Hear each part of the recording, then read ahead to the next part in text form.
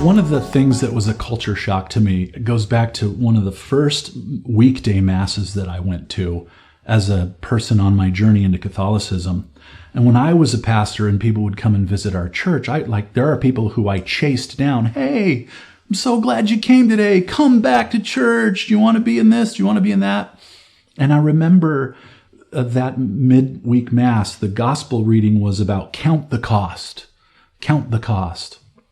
And my pastor at our church, who saw me sitting there, knew that I was discerning whether or not I was supposed to become a Catholic. And he looked right at me. And he said, "Are you sure you want to become part of the Catholic Church? Do you know what that means?" And I remember sitting there thinking, he's trying to talk me out of it. He's challenging me to count the cost. And that was a shock. That was a big culture shock to me, because it really is true. We need to count the cost. This isn't just another denomination that we're joining. This is the church that Jesus founded, and there's a cost associated with that. And so that's a big culture shock. This wasn't about church growth. This was about becoming part of the church that Jesus himself began, joining that church. I was part of a denomination that never would have said, "This is the church that Jesus founded." In my case, it was the Foursquare Church.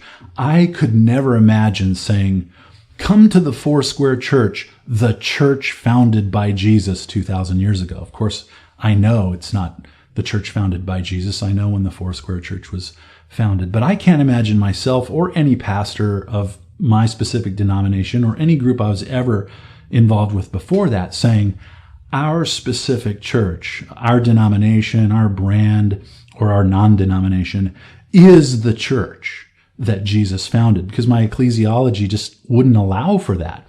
I could say we were part and parcel of the church that Jesus founded, but it would have seemed like such an arrogant thing to say that this is the church that Jesus founded.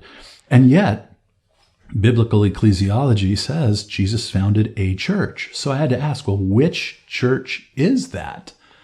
And of course, my answer to that now is it's the Catholic Church. One of the things that I realized pretty early in my Christian experience, just reading the Bible, was that there were so many churches and denominations out there, and I was trying to find the one that fit for me. But as I read scripture and as I look at church history, especially early church history, I realize there aren't denominations. There aren't these break-offs and offshoots and churches named after people who started them. Rather, there's one church.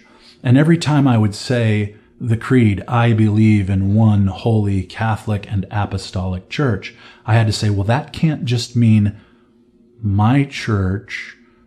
It includes my church, but it means all these other churches, but we fight with each other about what we believe. And I just couldn't get to that oneness, that Catholicity that we say we believe in. And so I had to say, there must be a church that is that one holy Catholic and apostolic church. And of course, now I look and I say, that is the Catholic Church. But I just could never say that before. There was nowhere to put that language and attach it to a specific church that I was part of. Someone looking at what I've done could say, oh, you gave up your freedom. You gave up your freedom to decide for yourself, to listen to God's voice for yourself, and you've abdicated your freedom to some hierarchy in some church.